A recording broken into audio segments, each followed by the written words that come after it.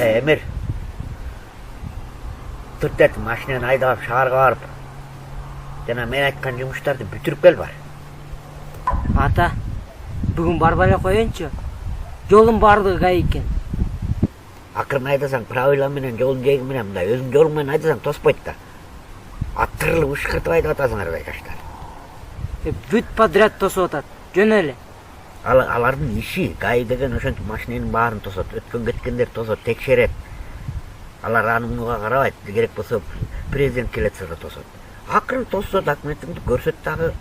Акырын айдап барасың, эмне демеле кайра кете бер. Ата, ушул гайлер кандай машинаны тоспойт?